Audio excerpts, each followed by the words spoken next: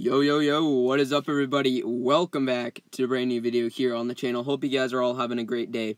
So before I start, I want to mention really quickly, if you message me in-game, the Great Houdini, by the way, it's Odin in the word Houdini. Just want to clarify, because some people have been taking that the wrong way. It's not meant to say that, it's meant to say Houdini. But anyway, if you message me in-game this week, unfortunately, I probably won't be able to respond that much. I'm not going to be on, because actually I'm not even on my own iPad as of right now. My current iPad that I've been using crashed, and I'm unable to log in. So it's going to be a little bit difficult for me to put videos out, but I should be able to get out maybe one every other day, just depending on my schedule. But yeah, so I just want to mention that, alright? I'm not leaving again or anything like that. It's just I won't be on that much, unfortunately. So yeah, let's talk about Kirin. Now, Kirin came out last week, as most of you will have already known. She's a beautiful perch dragon. I'll be honest here. I had her at level 1. I was like, man, I probably don't want to level her up. And then I ended up leveling her up for video's sake, and I'm trying to get her up there. I miscalculated, thought I had enough XP to get her to Emerald. I don't, by far. So I am still working on that. Don't worry, I should get a video out at some point, because she's so funny to see fly. And I want to talk about, is she worth it, and are other half-price dragons worth it?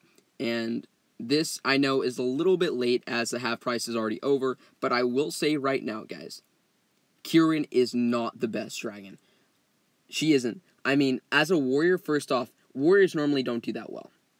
You know what I mean? Like, normally they don't do that well because they don't have enough damage in a quick enough time to kill buildings before defenders can keep repairing.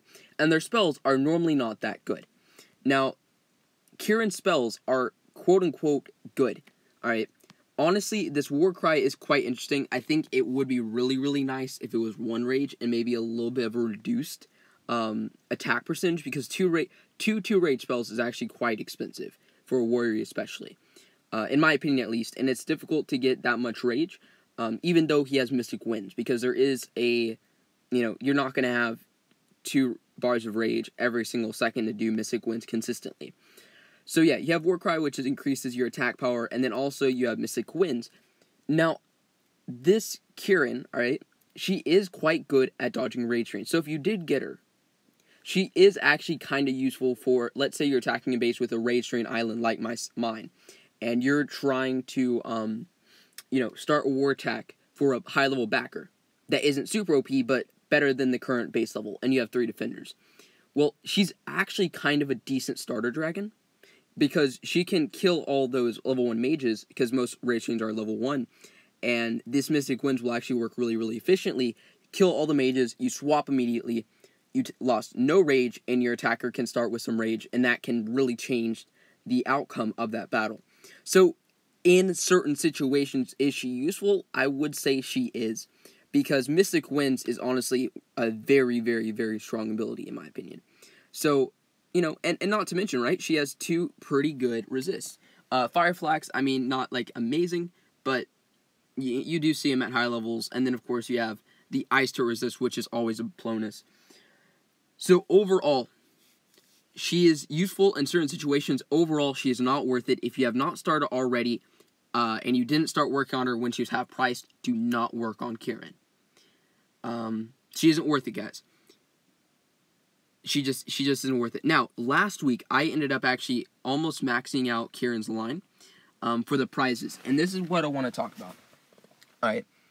Next time, I'll get a video out on, dragons before they come into the game so you can decide. But I got up to here. And the reason why I went ahead and almost maxed her out, even though she was a really bad dragon, was because of the fact of the prizes. When something is half off, it's actually quite a good deal, because you get a ton of prizes that you need, like gold chests. Like this really helped me get Noctua last event, was all these mystic fragments, the chests, and the egg tokens that I got from it.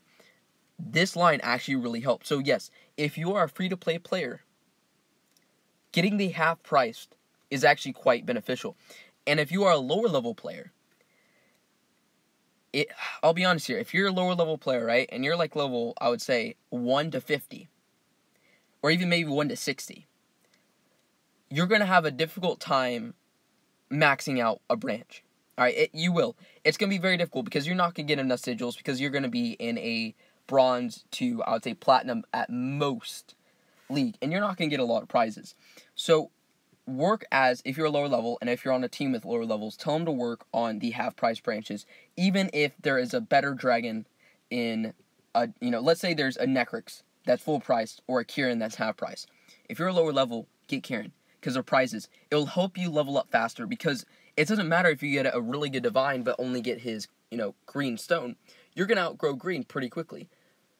But these prizes you can use for a long time, and actually, since it's half price as well, you're going to have that dragon for a little bit longer. And a Sapphire Kirin is way better than a green Necrix. Alright? Oh, man, I really want to defend myself. Who is this? Hold on. Alright, I don't care about them. Well, I care about them, you know what I'm saying? But, it's not that important. If Princess Shredder was attacking me, I'd 100% defend. Beat her. Probably not. So, yeah. That's my personal opinion, guys. Alright? If it's half price, it's actually quite a good deal. If you're a free-to-play player, it's definitely a very, very efficient option to use your sigil, so you get more stuff back. And even if you're a moderate spender, this is really going to help you out. I think I got around... Ooh, man, I think you get 90 gold chests or something from it. And then a good amount of speed-ups, a lot of tokens, and then a lot of mystic fragments. So, generally speaking, it is a very good idea to get it if you are free-to-play, or you're a moderate spender, or a high spender.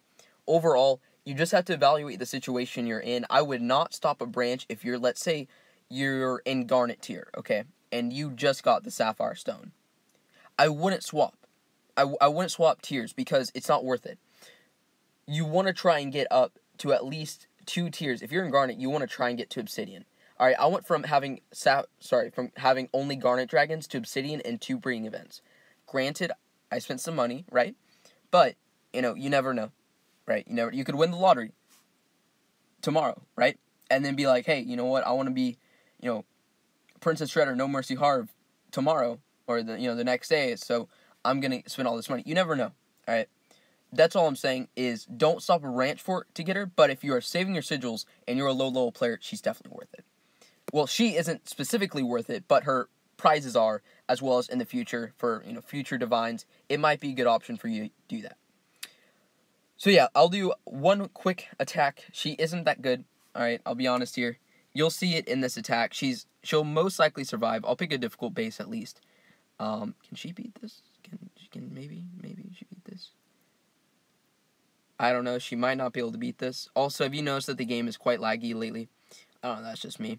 Or maybe it's just the game. Well, let's find a kind of that's not a real base. Oh, that is a tough. Wow, that is a. Okay, that's a pretty good base.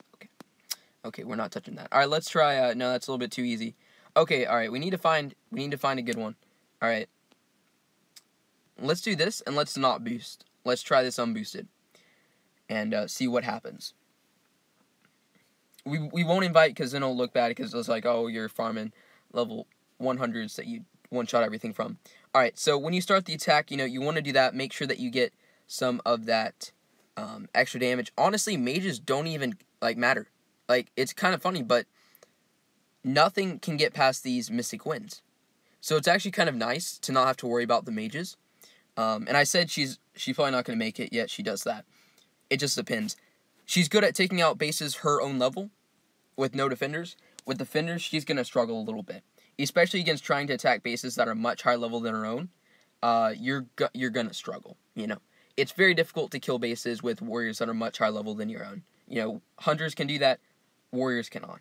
I think I just said sorcerers can't. Sorcerers can, but yeah, warriors, it's very difficult for them to do that. But yeah, so this Kirin in action if you want to see her glows or whatever. She's quite cute, she's fluffy, right? She's like a fluffy duckling. I was considering naming her the ugly duckling, or something like that. I don't know. But it wouldn't fit her because she's cute or whatever. I don't know. Personally, I think it's a cool idea to have the auras. So, I don't know. Anyway, be as that may.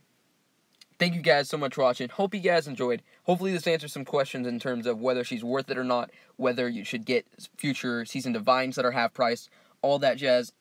Let me know down in the comment section what you guys think. But thank you guys so much for watching, and I will see you guys in the next War Dragons video. Peace out, guys.